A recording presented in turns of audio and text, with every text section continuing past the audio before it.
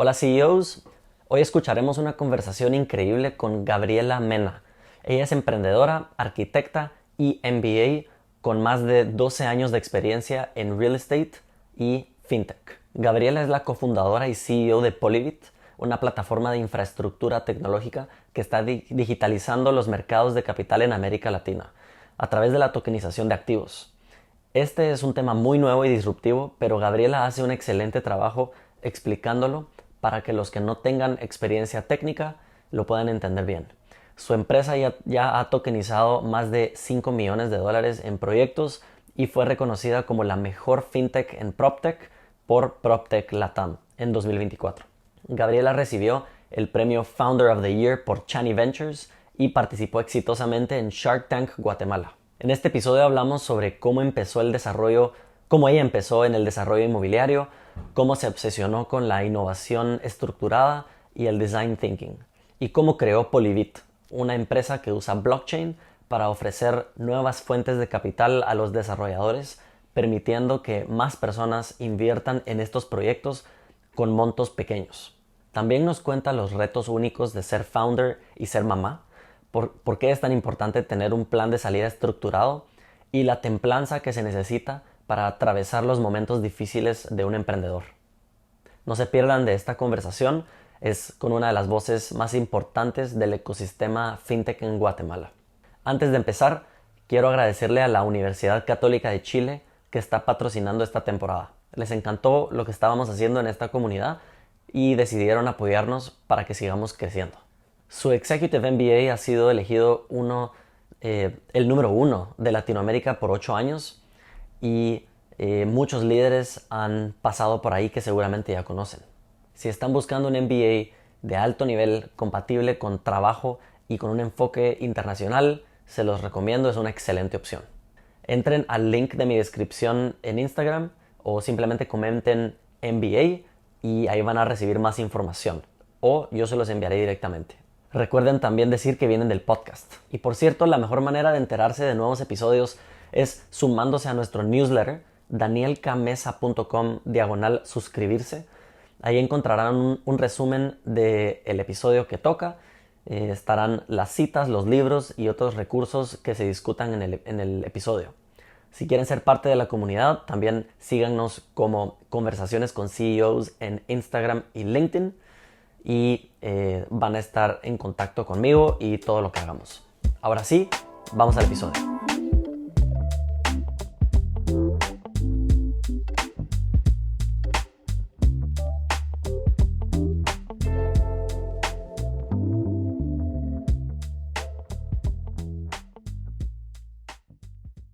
Hola a todos, bienvenidos a Conversaciones con CEOs. Hoy estamos con Gabriela Mena. Muchas gracias, Dani. Encantada de estar aquí. Gracias por la invitación. Ahora sí voy a cambiar a Gaby.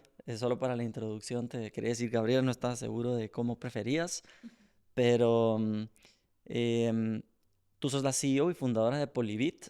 Quisiera que comenzaras a contarnos un poco de el inicio de tu vida empresarial. Tal vez al graduarte de la universidad, qué estudiaste y cuál fue tu carrera hasta el punto que decidiste voy a emprender. Muy bien. Cuando decidí entrar a la universidad a estudiar arquitectura, realmente estudié primero economía, pero después me pasé a arquitectura y descubrí dentro de la arquitectura que realmente me apasionaba el tema de cómo se hacen los proyectos, las construcciones. Me parece fascinante el mundo de la historia de la arquitectura, por ejemplo, pero rápidamente identifiqué que no iba a ser una arquitecta en la versión tradicional que conocemos, teniendo un estudio de diseño y demás.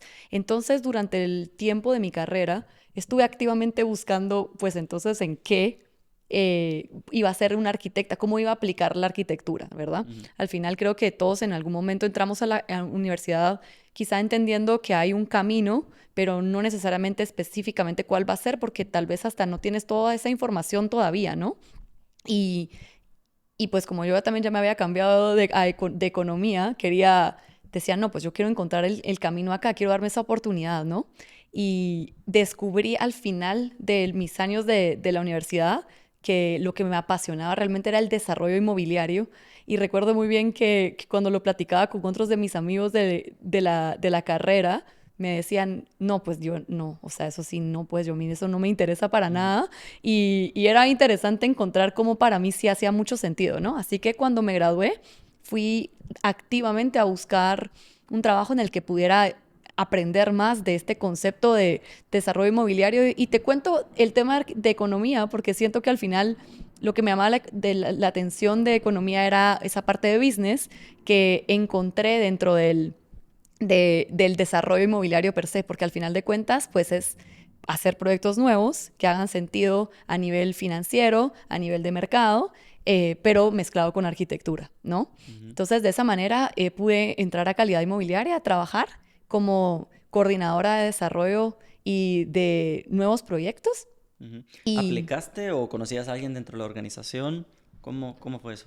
conocí a alguien dentro de la organización, empecé a aplicar a varios trabajos, pero tuve una muy buena recomendación para que me entrevistaran en calidad inmobiliaria y entonces me dieron la entrevista y me dijeron, estaba empezando, imagínate, o sea, de verdad que estaba graduándome en la universidad, o sea, cero experiencia más allá de las prácticas que había hecho y me dieron la oportunidad. En ese sentido, calidad inmobiliaria siempre ha sido muy abierta a poder recibir Ujú. personas que quieran formarse. Ujú. Entonces tuve esa gran oportunidad de que me aceptaran a pesar de que estaba empezando y empecé a ver el desarrollo de proyectos específicamente de vivienda, que era una parte del portafolio importante que en ese momento tenía calidad inmobiliaria.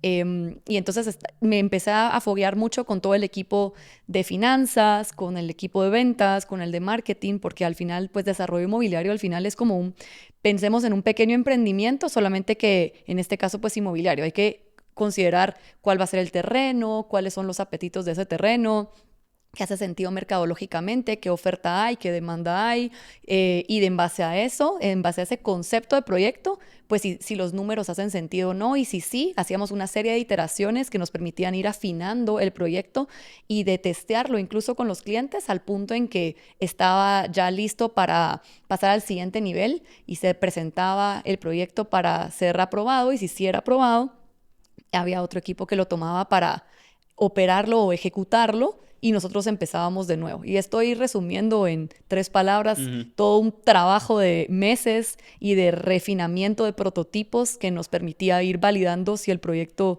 hacía sentido en el mercado o no y todas las partes se alinearan, ¿verdad? Ujú. Entonces me obsesioné positivamente con ese proceso, ¿verdad? De creación que me hacía muchísimo sentido en hacer prototipos, en hacer resoluciones bajas de prototipos y conforme ibas afinando las hipótesis, poder ir metiéndole también más complejidad al análisis y volverlo a hacer y volverlo a testear con clientes y volver a hacer la corrida de números con el equipo financiero y volver a revisarlo con el equipo de ventas a ver si hacía sentido. Y ese proceso me llamó muchísimo la atención y son procesos de innovación al final de cuentas, ¿verdad? En arquitectura los procesos que más explorábamos eran más, vamos a decirle, creativos en el sentido en que inspiracionales, ¿verdad? Como Ujú. si tú ves esta idea y te conectas con ella y tratas de abstraerlo y lo trasladas a un proyecto, en este caso eran sistemas más estructurados para procesar innovación y me pareció fascinante, así que empecé a activamente estudiar más de temas de procesos de innovación Ujú. y en base a eso me volví facilitadora de Design Thinking y de Google Sprints también. Entonces Ujú. empecé a ayudar en el grupo a facilitar estas estrategias de canalizar nuevas ideas y nuevos negocios a través de procesos creativos pero estructurados, como lo son estos. Ese sistema me encantó, me vi mucho potencial de poderlo aplicar a otras cosas y así fue como empecé a descubrir el emprendimiento y dije, wow, este concepto me fascina porque al final es crear cosas nuevas. Sin embargo, también reconocí que quería trabajar y tener más experiencia antes de emprender por mi cuenta. Me parece que es Ujú. una gran responsabilidad y también es súper complejo hacerlo y quería no solamente estudiar, sino también tener mucho más experiencia en trabajando literalmente para otras personas. Creo que podemos aprender muchísimo de ese proceso. Así que después de estar unos años en calidad inmobiliaria, decidí sacar la maestría del Acton MBA que está especializado en entrepreneurship. La mitad de ese lo saqué en Guatemala y la otra mitad en el campus original de Austin. Y me apasioné más con el tema de definir cómo quería emprender, pero también afiancé el hecho de querer trabajar un poco más de tiempo. Así que al regresar todavía quedé un tiempo más en calidad inmobiliaria antes de pasarme a la holding, que es Grupo Entero. Y desde ahí me volví la directora corporativa de innovación. Entonces, estos procesos de facilitación de nuevos proyectos y nuevos negocios los empecé a utilizar para apoyar a otras empresas del grupo en el que estaba, que ya no era solo inmobiliario, sino de otras industrias también. Eso me ayudó a abrir un poco más mi mente y mi perspectiva a nuevas industrias y cómo aplicar procesos de innovación. Eso me ayudó mucho. Y también me volví la directora de Customer Experience y hacía todas las mediciones también de NPS para el grupo y sus planes de acción. Y empezamos también a ver cómo podíamos incubar nuevos proyectos y nuevos negocios desde Grupo Entero, desde la corporación. Ahí aprendí mucho de temas de tecnologías exponenciales, de fintech. Ayudé a levantar una fintech que también hoy por hoy en Guatemala ya está trabajando y siendo muy reconocida, se llama Recurrente. Estuve 2 años con ellos, incluso me volví la COO de la empresa en la etapa inicial y creo que eso es un sweet spot para mí, de verdad. Estar en esas etapas que son muy messy y que requieren de cambiarte el sombrero a cada rato. Creo que me volví como the jack of all trades en ese sentido y creo que ahí también fue la cúspide para mí en el sentido de decir, wow, creo que ya le dediqué esta experiencia que quería tener. Ya llegó a su cúspide y es un poco ahora o nunca el momento de emprender y para mí el ahora o nunca se mide en costo de oportunidad. Creo que ya había aprendido lo que necesitaba para poder hacerlo y ya empezaba a tener miedo, ¿sabes? Cuando tenés ya miedo a perder comodidad, a perder ciertos beneficios y dije, si no lo hago ahorita probablemente ya no lo voy a hacer y es algo que siempre he querido en mi vida, lo planifiqué, ha sido parte de mi diseño de vida y de mis stepping stones y sentí que era el momento adecuado para ponerme las bases y decir, ok, este es el momento y más bien busquemos una idea versus que me llegue la idea por epifanía, que era lo que estaba probablemente esperando de alguna manera, ¿no? Sí. ¿Y cuánto tiempo entonces estuviste en esa etapa con Grupo Entero? Mira, estuve 10 años. Bueno, no, 10 años no. Un poco más, 12 años. Inicialmente mi plan era que iban a ser 5. Y cuando cumplí esos 5 años, todavía sentía que tenía mucho que aprender.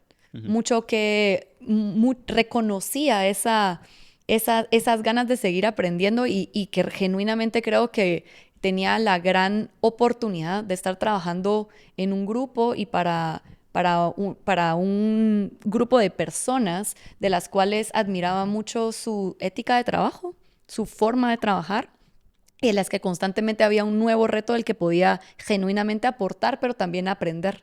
Entonces, ese proceso se alargó en mi vida, pero como creo que también como en estos roles no solo somos un rol, somos una persona, ¿verdad? También en ese proceso decidí que quería casarme, que quería tener hijas. Bueno, tengo hijas, entonces digo hijas, pero quería tener hijos.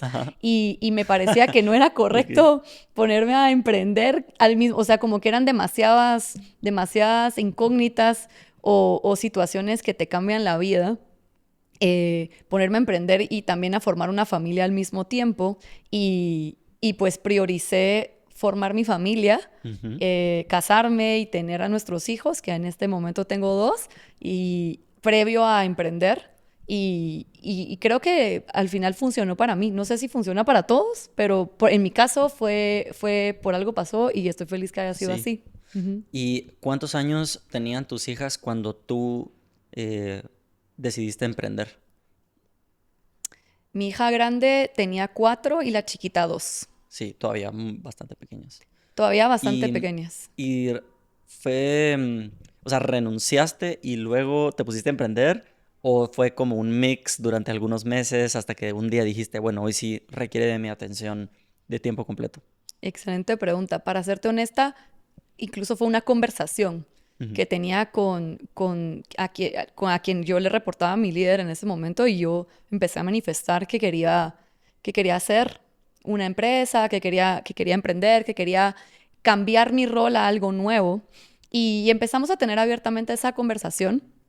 Habían posibilidades y simplemente había también esa apertura a tener esa conversación. Así que yo de mi lado lo que hice fue busqué una coach que también me ayudara en ese proceso, porque también identifiqué lo que te decía al inicio, de que ya habían ciertos costos de oportunidad inherentes en el proceso, ¿verdad? Miedos, preocupaciones, procesos que gestionar literalmente. Después de que llevas 12 años en una empresa, no te vas de la noche a la mañana. Claro. Y necesitaba diseñar ese proceso. Entonces le dediqué tiempo. Te puedo decir que lo pensé probablemente un año antes o un poco más de lo que lo ejecuté, porque primero fue todo un proceso personal para mí, de cómo me quería preparar personalmente para tomar ese paso.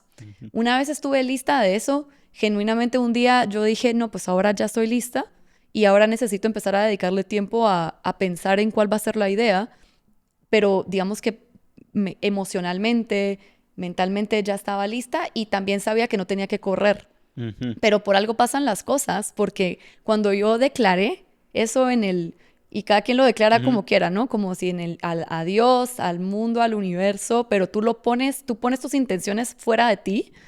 Ese mismo día recibo una invitación de Acton, de la escuela en la que estudié, a participar en una competencia de innovación. Y yo soy muy competitiva. Entonces, tenía 3 meses para presentar una idea en ese programa, y me pareció una invitación del mundo diciéndome, bueno, tú dijiste, aquí está tu invitación. Literalmente recuerdo que estábamos en un evento y yo dije, recibí la invitación y me apunté en 5 minutos. Después vi al director de la carrera y me decía, tú fuiste la primera que se apuntó. Y yo le digo, pues no me extraña si respondí a los 5 minutos. O sea, es que ni lo pensé, imagínate. Y dije, esto es lo que necesito para tener la presión de que tengo que presentar algo. O sea, creo que eso genuinamente me va a servir en mi proceso. Y lo peor que puede pasar es que presente una idea que no funcionó, pero ya empecé. Estás en la jugada. Ya estás en la jugada. Totalmente. Y creo que fue lo mejor que me pudo funcionar también en la forma en la que soy. Y también lo empecé a compartir, ¿sabes? Como que al primero que se lo dije fue a quien le reportaba, a mi jefe, y le dije, me metí a esto. Él mismo me impulsó a estudiar esta maestría que estudié. O sea, siempre ha sido parte de mi vida. Ha sido siempre mi mentor. Así que no lo miraba fuera en el proceso, ¿verdad? Y así empezó la idea, imagínate. Después de que pasó eso, me fui a Madrid a presentar, quedé finalista, gané un pequeño grant que me ayudó a empezar a hacer las primeras vueltas de mi negocio, encontrar dónde lo quería montar. Decidimos montarlo en México. Encontré a mi socia en México, que ya platicaremos de eso, que creo que es relevante. Y al momento en que empezamos a trabajar, te estoy hablando que esto probablemente fue esta llamada del mundo, pasó en octubre.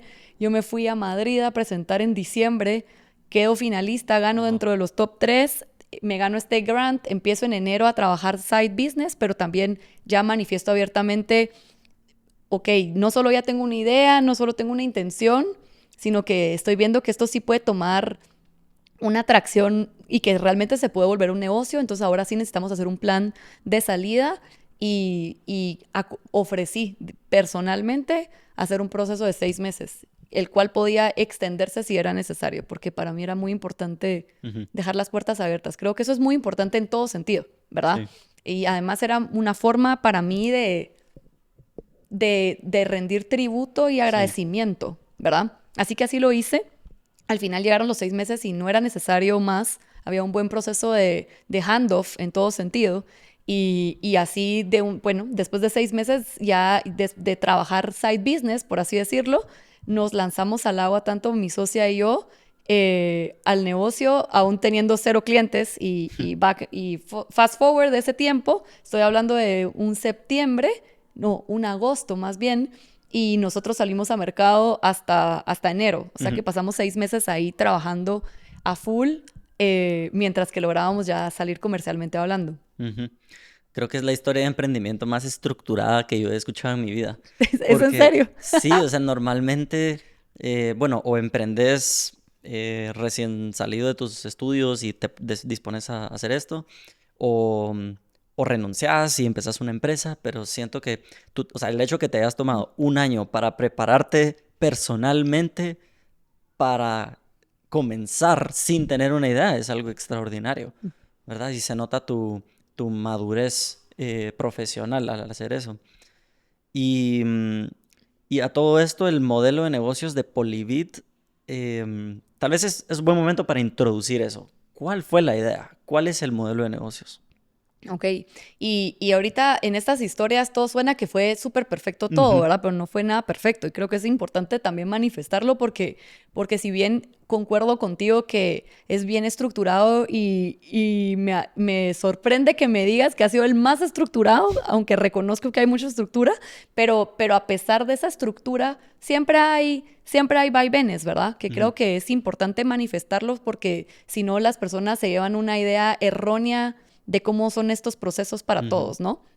A mí me gusta mucho hablar de lo que no fue o de lo que pensamos que iba a ser y no fue para que todos tengamos un poco de pizca de realidad ujú, y que a pesar de eso lo quieras hacer, ¿verdad?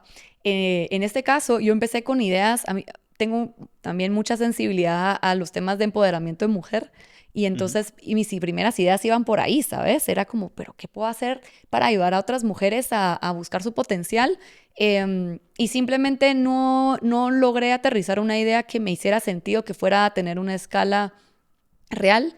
Y sorprendentemente lo que ha mejor servido para empoderar o tener esa intención es tratar de ser yo el claro, mejor ejemplo que pueda con para el otras, ejemplo, ¿verdad? Así totalmente. que al final de cuentas, de alguna manera se cubre, lo digo con mucha humildad, pero en ese proceso de vaivén de ideas, lo que traté de empezar a hacer es, bueno, ¿qué me llama la atención? Literalmente este concepto del ikigai, ¿verdad? Como que ¿qué me llama la atención? ¿Dónde están cosas que realmente me apasionan? Entonces era definitivamente desarrollo inmobiliario. ¿Qué me llama la atención? ¿Cómo se crean las ciudades? Eso me duele, me veo en eso, me veo enamorada de ese problema, sí. Creo que hay una necesidad, ¿dónde están esas necesidades?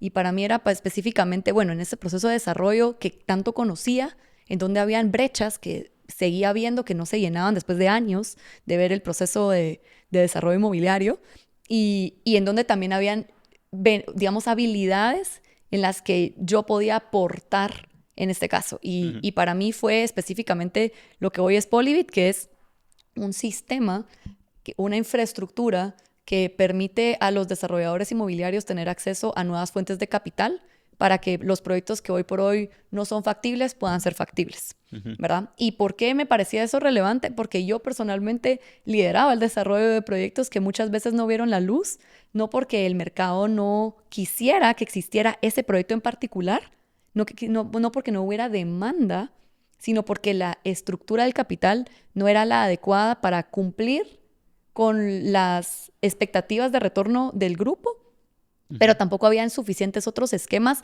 que permitieran entonces hacer que sí cumpliéramos ujú, porque pudieras flexibilizarlo de otra forma. Y buscamos esas opciones, simplemente no eran viables por muchas razones, legalmente hablando, tecnológicamente hablando, operativamente hablando, y entonces simplemente se descartaban. Me parecía impresionante que después de 10 años el mismo problema seguía ujú, existiendo y no solamente en una empresa, sino en varias empresas, en varios países, porque prácticamente lo ujú. mismo sucede en toda la región de América Latina. Entonces ahí también yo miraba esa oportunidad y veía la aplicación de tecnologías avanzadas como el blockchain aplicándose específicamente en una parte muy particular del modelo de real estate, que es la compraventa de los inmuebles, pero muy poco en el lado de la conceptualización de los proyectos. Y tengo una hipótesis de por qué sucede eso. Creo que los equipos inmobiliarios son muy buenos para lo que hacen, pero son poco tecnológicos generalmente hablando. Ujú. Y entonces no conocen estas tecnologías que podrían resolver esa necesidad. Y los que son súper techy Piensan con, en otras cosas. y no conocen esto porque Y es claro, muy específico del mundo claro, claro. inmobiliario. Entonces yo también sentí que podíamos ser esa brecha o ese puente que cerraba más bien esa brecha. Ujú. Bueno, contanos a un nivel muy simple. Ujú. ¿Cómo funciona, cómo juega blockchain su papel en la tokenización de proyectos inmobiliarios? ¿Ok? El sistema de blockchain como tal es un sistema de registro.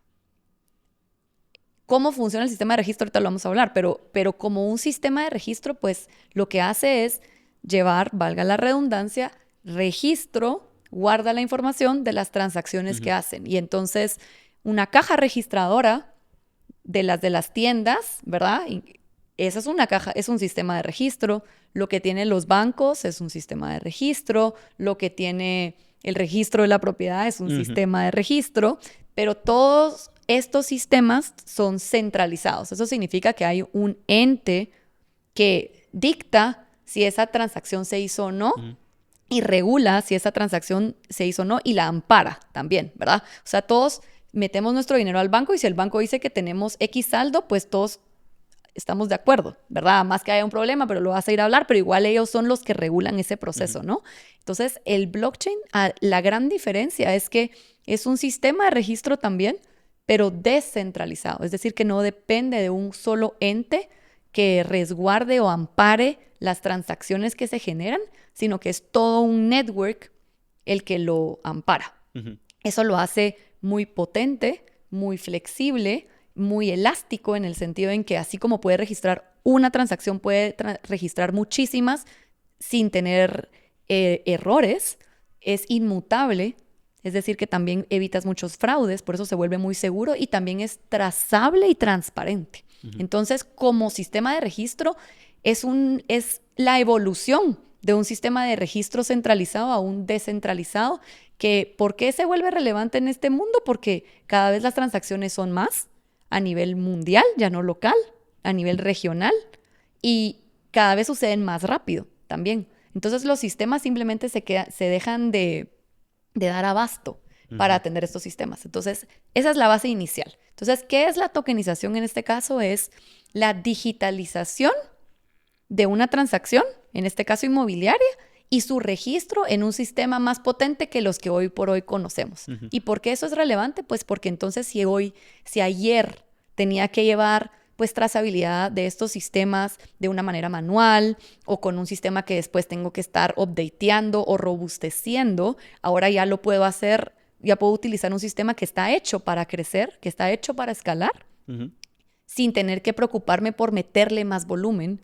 Y al momento en que tú le puedes meter más volumen, en el caso de mobiliario, si yo antes podía registrar fácilmente 1, 2, 3, 10 transacciones, ahora puedo registrar muy fácilmente 100, 200, 1000 transacciones. En el caso en el que lo aplicamos en tokenización inmobiliaria, pues ahora puedo ofrecer tickets de inversión muy pulverizados a muchas personas sin perder el control, sin perder el registro, de una manera muy fácil, automática y muy barata. Entonces eso abre nuevas oportunidades de llegar a nuevas fuentes de capital que antes simplemente era imposible llegar porque no tenías los medios para organizar tantas transacciones bajo otros esquemas. Este es un buen momento para agradecerle de nuevo a la Universidad Católica de Chile por patrocinar este episodio. Si quieren hacer un Executive MBA para poder trabajar y estudiar de un impacto internacional y con altísimo nivel académico, encontrarán el link en mi descripción de Instagram o comenten MBA y yo personalmente les envío más información de este programa. No olviden decir que vienen del podcast y gracias Universidad Católica de Chile. Me imagino que antes de comenzar con este proyecto, tú no estabas familiarizada con estos conceptos, ¿o sí? Un poco, pero a nivel más, vamos a decir, teórico, ¿verdad? ¿Y cómo lo pasaste a la práctica? O sea, ¿conseguiste algún mentor experto en esa área? ¿O tú te pusiste a investigar? ¿Tu socia tiene pues esa especialización? ¿Cómo te volviste suficientemente cómoda en el tema para construir una empresa alrededor de eso? Mira, primero, la verdad es que investigué muchísimo. Creo que como emprendedor tienes que poder tener esa facilidad de autoaprendizaje. Y en mi caso, creo que eso también fue parte de lo que aprendí en la maestría que saqué. Eso es una parte clave, aprender a aprender literalmente. Conocía la parte básica y literalmente fue ponerme a leer y leer y leer y ver casos de uso y realmente más allá que aprender a programar, porque eso no lo he hecho, lo que yo quería era entender cómo se usaba, cuál era la forma en que lo aplicabas y por qué funcionaba.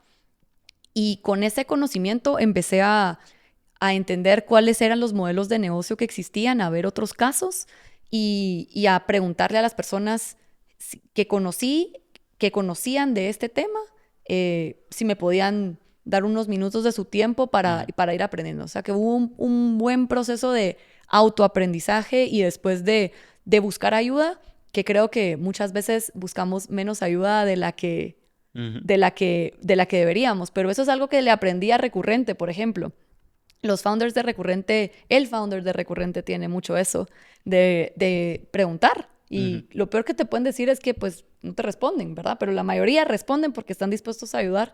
Y entonces hice mucho eso y hasta que llegué al punto en que ya había hecho hasta cierta curación de potenciales sistemas que me podían servir, pero reconocía que ese conocimiento iba a ser limitado, no iba a ser suficiente para crear una empresa, así que ahí fue donde empecé a buscar a un socio o una socia que me ayudara a pasar de esta idea a una realidad, ¿verdad? Y entonces, en ese proceso, empecé a buscar a una persona específicamente en México. Tenía muy claro que quería buscar a un partnership en México.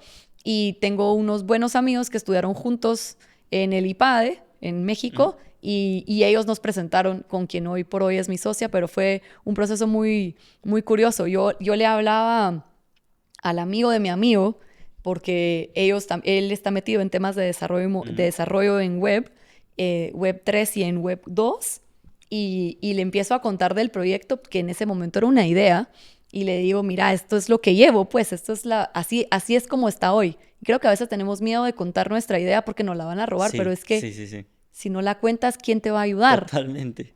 Y eso también lo aprendí de un CEO y de un gran founder de Guatemala, de Matías de Tesanos.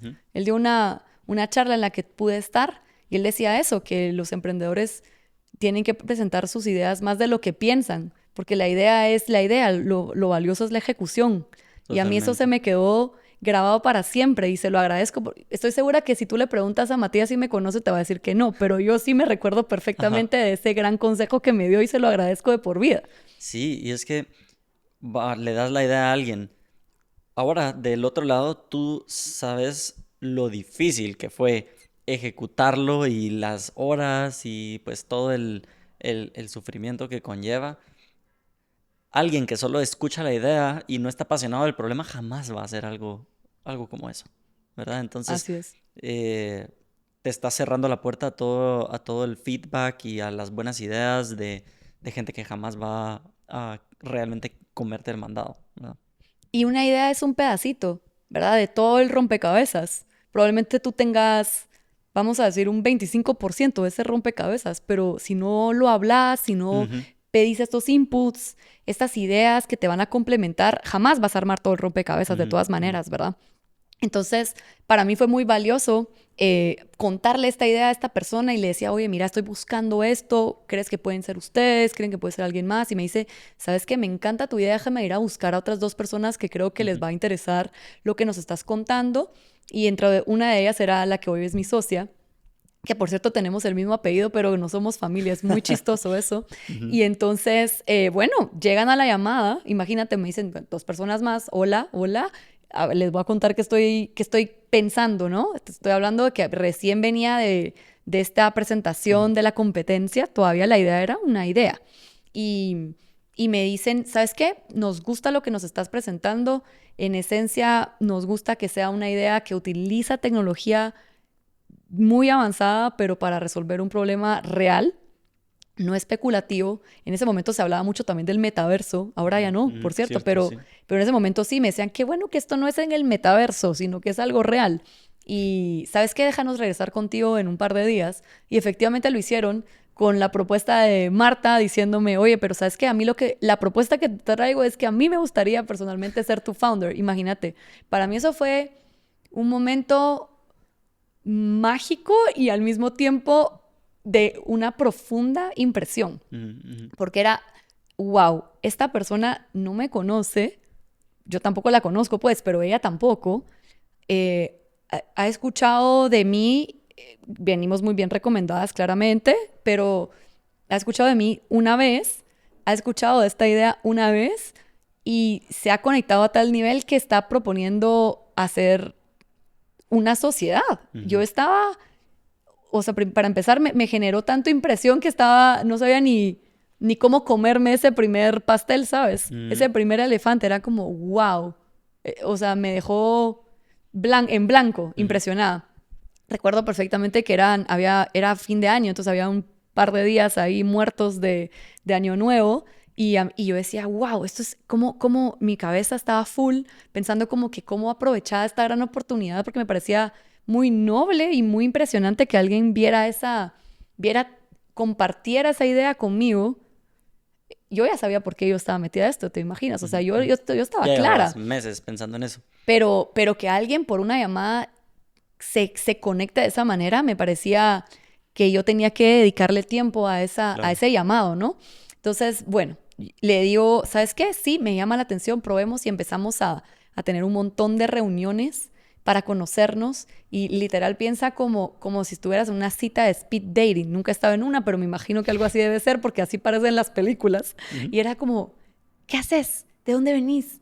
¿Cómo se llaman tus papás? ¿Qué hiciste chiquita? O sea, era un vaivén de preguntas en varias reuniones hasta que llegó el punto en como, bueno, mira, me parece que me caes súper bien, tú también, y que esto está súper cool, pero ¿y ahora cómo de esto, cómo de este conocernos y sentirnos muy cómodas una con la otra, cómo de esto pasamos a ser socias? Es que es como que mi mayor comparación es que la sociedad es como algo como con quien te vas a casar. Y Mm. entonces a mí me estaban Sí. diciendo que pues me casara con quien acabo de conocer. Ujú. Así lo sentí. Y era como, esto está bien, bien, bien, bien difícil de tomar una decisión correcta. Así que empezamos a investigar un montón y las recomendaciones que encontramos, la mejor recomendación que encontramos fue de YC, Ujú. de Y Combinator, que decía que buscaras un socio que te complementara.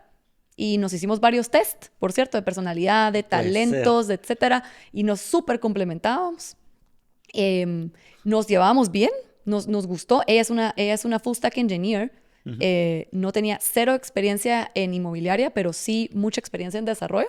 Y ya tiene un exit en un agrotech, entonces también tenía esa experiencia. Y yo traía la parte de business Ujú. y la parte inmobiliaria, entonces había una buena amalgama que se formaba.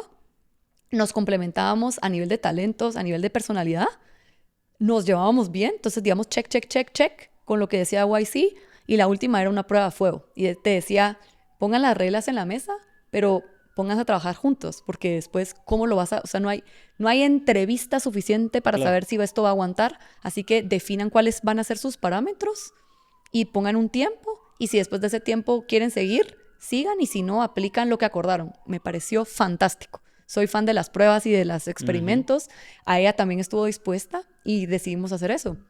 A los 3 meses volvimos a tocar base, obviamente, o sea, a tocar base de este tema, ¿no? Ujú. Y era unánime, o sea, era claro que sí, ¿no? Encantadísimos. Esto fue Increíble. perfecto y a la fecha te puedo decir que ambas nos decimos constantemente que ha sido lo mejor que nos ha pasado para a emprender, habernos encontrado. ¿Y cuánto llevan ya de trabajar juntas? Esto empezó en el 2000, nos conocimos a finales del 2022, así que 2 años, porque Sí, empezamos en el 2023 a trabajar juntas. sí. Increíble. Qué increíble historia. Y bueno, tampoco es como que la conociste así completamente random, ¿verdad? Porque tenían estos amigos en común. Por Y supuesto, eso, eso ayuda, así totalmente, porque tal vez ella no te conocía, pero confiaba en su amigo y su amigo confiaba en ti. Y pues esa es la maravilla de tener un, por un supuesto. network fuerte. Estoy de acuerdo. Eso hace toda la diferencia. Al final, como te decía, yo abrí mi empresa en México y lo hice a puro network y a puro vencer miedos y paradigmas de no pedir ayuda y de no pedir que si alguien te puede presentar con alguien y así puedes llegar muy lejos, ¿verdad? Ujú.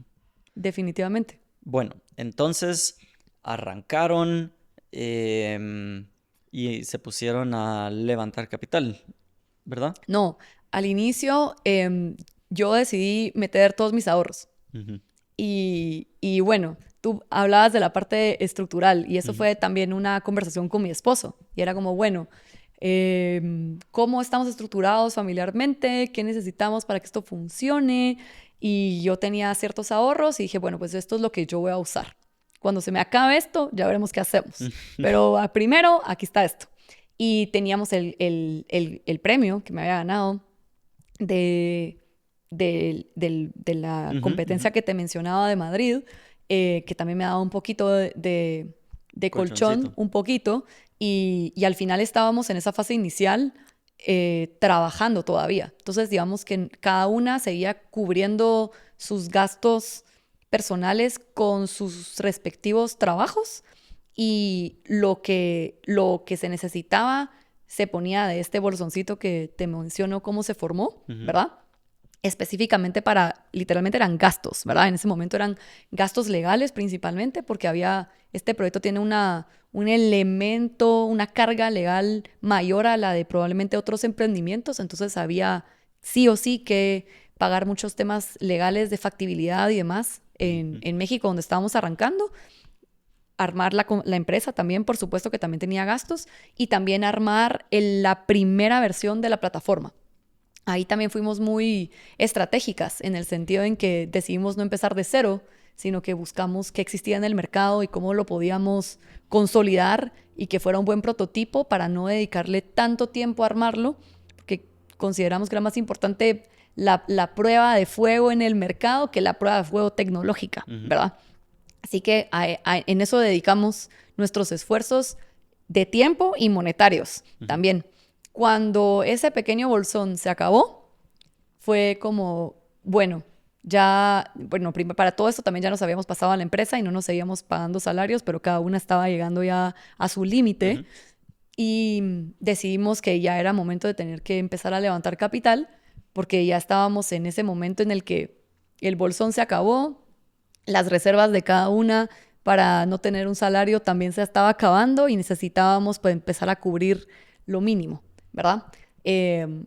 Y eso hicimos, empezamos a levantar capital, buscamos angels investors ujú, al inicio, a la fecha creo que han sido para mí los más importantes creo que los empresarios se conectan mucho con volver a estas ideas iniciales, se conectan con los founders. Creo que ahí también hubo mucho valor en todos estos años que trabajé, porque hubo muchas personas que me conocen por los años en los que trabajé y por ujú, la forma en que trabajé. Y entonces creo que esa es tu mejor credencial como entrepreneur, ujú, ¿verdad? Y en mi caso sí pesó muchísimo eso. Y así fue como conseguí a los primeros ángeles que nos ayudaron para cubrir esos gastos iniciales o secundarios, o bueno, sí, iniciales, ¿verdad? Que seguían siendo iniciales para salir al mercado luego de que se nos acabaron nuestros fondos. ujú, Y eso nos dio para no solo salir al mercado, cubrir esos gastos iniciales, salir al mercado y todavía cubrir toda la creación del MVP y de colocar el primer proyecto a nivel de la emisión de tokens, conseguir a los clientes, etcétera. Entonces, con ese levantamiento inicial pudimos cubrir toda esa atracción, digamos, inicial de dar prueba de que este proyecto funcionaba, que lo que habíamos planificado se ejecutaba y que realmente sí había una necesidad que se estaba cubriendo en este proyecto, ujú. ¿verdad? Sí, y también vi en tu página que tenés hasta abajo una lista de mentores. Ujú, Estas son personas que tú los llamas ocasionalmente para pedirles un consejo. ¿Qué significa esa lista de mentores? ujú. Mira, y esa lista de mentores se queda corta, para serte honesto.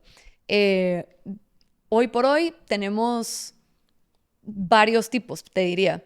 Tengo personas que son mentores y que más están en un proceso de si necesito algo, están a una llamada de distancia y si necesito hacerles una pregunta en particular de un tema, les puedo preguntar y algunos están bajo ese esquema Ujú, y a otros están en un esquema en el que tengo reuniones semanales, mm, no, perdón, mensuales con ellos, y lo que he tratado es de encontrar personas que tengan ciertas habilidades o cierta experiencia y que sobre todo para temas mensuales en los que podamos tener esas sesiones recurrentes sobre ciertos temas. Entonces, hay algunos con los que hablo más de temas operativos y ventas, otros con temas más técnicos específicamente, otros con más como abrir puertas, literalmente, connectors, ¿verdad? Que me ayudan a llegar a la persona correcta más rápido,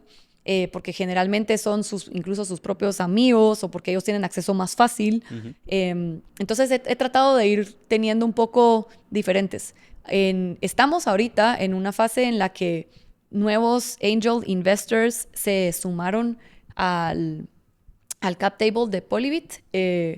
La verdad es que me siento no solo muy honrada de las personas que han decidido invertir en Polybit, sino también muy orgullosa porque creo que son personas empresarios de alto calibre, que para mí el hecho de que hayan decidido invertir en nosotros y en Polybit dice más que cualquier otro cheque, ¿verdad? El voto de confianza o el que ellos vean ese potencial lo dice todo para mí. Y ahorita justamente vamos a tener no solamente estos mentors en estos esquemas que ya te menciono, sino que vamos a tener un primer sounding board, digamos, ya en el que varios de ellos van a participar de forma mensual. Sounding board, ¿qué es eso? Le llamamos sounding board porque todavía no va a ser una junta directiva, porque no merita eso, no estamos en esa etapa, pero va a ser una reunión en la que varios de ellos van a participar activamente. Y vamos a tener una reunión, no solo 1 a 1, sino que vamos a estar varios y la intención es que nosotros podamos llevar problemas o situaciones específicas, pero también avances específicos y que podamos ahí recibir feedback directamente de ellos. Entonces todavía no es un proceso no es una junta directiva porque no va a haber votaciones en ese proceso, las decisiones siguen siendo de las founders, pero me parece que es una forma más estructurada y diferente porque al final de cuentas empiezan a rebotar las ideas y por eso le estamos llamando sounding board, no en un formato 1 a 1, sino 1 varios, ¿verdad? Y entre ellos también hay mucho know-how. Entonces, que las ideas se consoliden en ese espacio, creo que puede ser muy relevante. Qué buenísimo, excelente. ¿Y dónde están hoy? A ver, la empresa está fundada en México, ya tenemos operaciones en México. Tal vez no tanto dónde están geográficamente, pero dónde están, en qué etapa están. Vale. Muy bien, te cuento entonces. Estamos en la etapa de Product Market Fit, buscando tener más proyectos, buscando probar más nuestro modelo de negocio. Estamos claras que por la etapa en la que estamos, probablemente ciertas estructuras de nuestro pricing van a cambiar, ciertos servicios tienen que ajustarse, pero ya tenemos un primer MVP del cual sabemos que funciona y que necesitamos ir a someter a presión contra más personas, contra más clientes para también poder crecer y tener mayor escalabilidad. Ya tenemos clientes en México operando, ya tenemos clientes que están en primeras fases, cerrando las primeras fases en Guatemala y en Honduras también, ¿verdad? Con diferentes desarrolladores, que también es importante porque hay desarrolladores que tienen varios proyectos que van a tokenizar con nosotros, pero entonces no solo tenemos varios proyectos, sino también varios desarrolladores ya trabajando en los 3 países con nosotros. Buenísimo. Y no sé si nos quisieras compartir algo de los retos más complicados que te tocaron. Puede ser algo pues específicamente de alguna implementación o tal vez a nivel personal, ¿verdad? ¿Cómo has logrado balancear con tu familia y la intensidad que requiere de ti este proyecto? ¿O qué se te viene a la mente? Mira, más bien me va a costar escoger porque creo que retos hay muchos, ¿verdad? Y es curioso porque yo estudié una maestría de emprendimiento, entonces todo esto lo miras en casos y demás, pero y los casos, la intención de los casos es que tú te pongas en los zapatos de ese founder que está. Y por más que te pongas en los zapatos, jamás es que es igual a como cuando lo estás sintiendo en carne propia, ¿verdad? Pero, a ver, para contarte algunos, el primer reto para mí ha sido entender quién soy yo en este proceso. Creo que jamás me había sentido tan retada a nivel de principios y de paradigmas como me he sentido siendo emprendedora. Creo que te cuestionan hasta por qué existís, ¿verdad? En el buen sentido. Y para mí eso solamente es un signo de crecimiento. Si te estás teniendo que hacer esas preguntas es porque estás creciendo y estás saliendo de tu zona de confort, por más que sea muy difícil procesarlas. Entonces, lo primero es eso. ¿Por qué? Porque llegan a ti no solamente retos, sino también oportunidades que probablemente no son buenas oportunidades. Pero el hecho de que tienes que dejarlas pasar, a pesar de que estás pasando un momento difícil, a pesar de que no estás encontrando al inversionista ideal, a pesar de que no estás encontrando al cliente ideal, dejar pasar esas oportunidades que al final no son las correctas es difícil. Y creo que te ponen a prueba como persona en tus principios. Esa es una que te diría y que sí me ha pasado. La otra es el concepto de valorarse a sí mismo, porque este proceso de ser un founder te cuestiona en todo sentido, ¿verdad? Y recibes muchos nos en muchos sentidos, ¿verdad? Y esto va a sonar cliché, pero la realidad es que también siendo mujer también he recibido otro tipo de cuestionamientos desde cómo se me ocurre ser founder y ser mamá, ¿verdad? Y ¿por qué si estoy descuidando a mis hijas? Que qué chiquitas son, que si estoy segura que quiero hacer esto viniendo de los países de los que vengo, ¿verdad? O sea, un cuestionamiento que va probablemente más allá de lo que yo incluso inicialmente hubiera pensado y cómo tienes que luchar contra eso, ¿verdad? Luchar en el sentido en que literalmente tengas que decidir que eso no te vaya a afectar, porque no puedes cambiar a las otras personas, solo puedes cambiarte a ti, ¿verdad? Así que, ¿cómo vas a reaccionar a eso? Y tal vez no solo cómo vas a reaccionar abiertamente, sino cómo vas a procesarlo. Eso es un reto. Y la otra ha sido en momentos también de balance, por supuesto. O sea, definitivamente hay noches que no he dormido y también noches que he tenido que decidir que voy a dormir porque si no ya voy a colapsar, ¿verdad? También hago mucho deporte y empezó a afectar mis sesiones de deporte y cómo volver a encontrar, el concepto de balance. Creo que el concepto principal es que tenés que rebalancear todo el tiempo. No es como hoy balanceaste y hoy fuiste, hiciste equitativamente todos tus roles. Eso no existe. Hoy hice un poquito más de cada rol que el otro, pero al día siguiente como quisiera que se pueda volver a balancear. Entonces, volver a tocar base con estar en mucha sintonía contigo mismo. Y saber que hay veces que solo no vas a estar balanceado y cómo entonces vuelves a encontrar cómo te vuelves a recalibrar, ¿verdad? También incluso busqué ayuda en algún momento porque me empecé a sentir muy afectada, ¿verdad? Como que las herramientas que tenía ya no eran suficientes para yo poder lidiar con estrés, presión y empecé a buscar ayuda y me sirvió pedir ayuda. Creo que es importante reconocer cuando ya las herramientas que tienes no están siendo suficientes. Entonces eso me sirvió. Y lo otro eso es más a nivel personal, ¿no? Cómo he lidiado con eso. Con Marta, mi socia, no hemos tenido situaciones como esas en las que te pueda compartir un challenge. Más bien eso ha sido muy positivo. Y no porque no tengamos diferencias. Hemos tenido muchas diferencias, pero creo que sirvió mucho ese proceso inicial en el que aceptamos y reconocemos y apreciamos que somos tan diferentes que las diferencias han sido positivas. Es como, ¿sabes qué? Pensamos tan diferente en esto, pero qué buenísimo porque aprecio lo que me estás diciendo y entonces cómo avanzamos. Así que de verdad que ahí ha sido privilegiado. Y el lado del negocio, o sea, cuando recibimos 1000 nos y pensamos que íbamos a probablemente levantar el capital más rápido.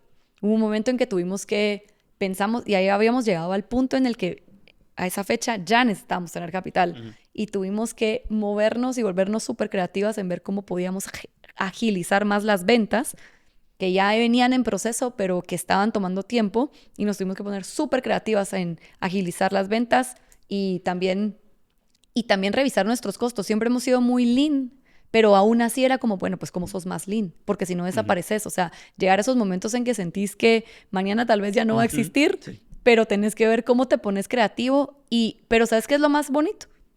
Que después de que pasa ese momento, creo que van a pasar muchos, pero después de ese momento, decir, wow, sobreviví ese momento, pude encontrar la solución, pude recrearme, pude ser resiliente en ese momento, creo que te da cierta fuerza para seguir, pero también te da un poco de templanza, templanza en saber que los momentos bajos van a venir y cómo sobreponerte, pero que también los momentos buenos van a venir y cómo nivelarlos, ¿verdad? Ese concepto de templanza para mí ha sido tal vez de los mayores aprendizajes so far. Y hablando de aprendizaje, ¿algún libro que tal vez has leído más de una vez o que has recomendado muchas veces que te gustaría compartirnos? Mira, me gusta mucho el de Mastery, porque considero que efectivamente hay platós en la vida, no solamente en una empresa, sino en la vida. Y en el momento en que tú quieres pasar de un plato al otro, te tenés que estirar mucho. Y ese estiramiento implica salirte de tu zona de confort. Pero también significa dolor, porque crecer implica un proceso, ¿verdad? Así como cuando estás ejercitando tus músculos y sentís dolor, pues es equivalente en la vida y en tus paradigmas y etcétera. Tenés que evolucionar. Entonces, es saber que existen esos platós me parece buenísimo. Ese es uno de los que tal vez más me gustan. ¿Y te acuerdas del nombre del autor? Mastery. No. Bueno, lo voy a buscar. Pero lo vamos a buscar. Sí, y lo ponemos en las notas. Sí, definitivamente. Y hay otro que me gusta mucho que se llama The Deep, que también te voy a fallar con bueno, no, creo que es The Deep, creo que es de Seth Godin, ahorita que lo dices, pero ese libro habla de que va a haber un momento en que tú vas a estar como que hasta abajo y después va a subir. Es parte del proceso natural. Y entonces ellos dicen que cuando estás ahí abajo, lo importante es no renunciar, pero también saber por qué no estás renunciando. Entonces, porque puede ser que estás renunciando porque te das cuenta que eso no es lo mejor para ti. O sea, el concepto no es no renuncies. Sí, hay buenas razones para renunciar también a veces. Exacto, hay buenas razones y está bien. Pero ellos decían, si tú sabes que esto es lo que querés y esto es en lo que sos bueno, simplemente es parte del proceso y literalmente hold it, ¿verdad? Resiste. Genera templanza, insisto. Entonces, también ese para mí me gusta mucho. Y el tercero que te diría, que tal vez ya te lo han recomendado mucho, pero es el de Lean Startup. A mí me parece esencial construir proyectos y negocios, empezar así, empezando siendo no gastarte más de lo que tenés, literalmente, ¿verdad? No gastarte más y no inflar el negocio antes de tiempo, porque ¿para qué tenés una gran operación si todavía no tenés ese nivel de clientes, ¿verdad? Totalmente. Buenísimo. ¿Alguna pregunta que te hubiera gustado que te hiciera? Que no hablamos.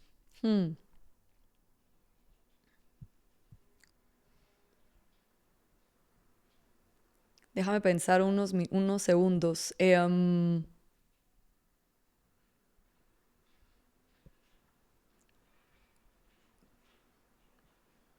Pues creo que no, más bien creo que cubrimos lo principal. Buenísimo. Pues los que quieren saber más de Polybit es polybit.io, Sí. ¿verdad? Y los que te quieran contactar, ¿estás en LinkedIn y en algún otro lado?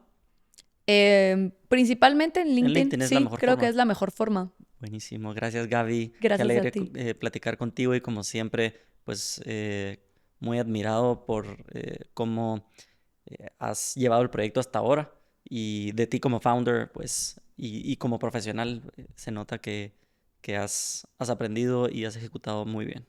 Muchas gracias, Dani. Me siento muy feliz de estar aquí. Espero que también, no solo me disfruté de este momento, gracias por el espacio, pero espero también sirva para el camino de otros, ¿verdad? Y que algunas partecitas resuenen con cada uno. Seguro que sí.